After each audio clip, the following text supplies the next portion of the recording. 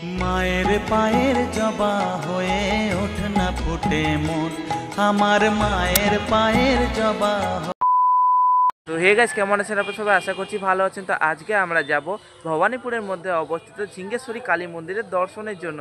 তো চলুন বন্ধুরা, যারা যারা আমার চ্যানেল নতুন হয় তারা প্লিজ আমার চ্যানেলকে দয়া করে সাবস্ক্রাইব করে দেবেন, আর পাশে থাকা বেল আইকনে প্রেস করে একটি লাইকও করে দেবেন। তো চলুন বন্ধুরা, বেশি না কথা বলে ভিডিওটি স্টার্ট করা যাক। আর বন্ধুরা, আমরা এখন চলে এসেছি ঝিঙ্গেশ্বরী কালী মন্দিরের সামনে। আর এখানে বন্ধুরা পাঁঠা বলি দেওয়া হয়, আর মন্দিরের পাশে দু একখানা দোকানও রয়েছে।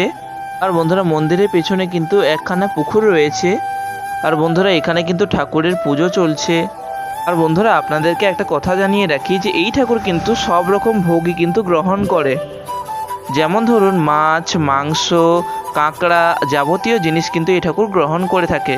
আর এই মন্দিরের বিষয়ে একটি লোককথাও আপনাদেরকে জানাই যে এই ঠাকুর কিন্তু নৌকার উপরে উঠেছিল। আর এদিকে কিন্তু আমার পুজো দেওয়া কমপ্লিট হয়ে গেছে, আর আমি এখন যাই বাড়ি। তোমরা আরও ব্লগসের জন্য সাবস্ক্রাইব করো। বাই।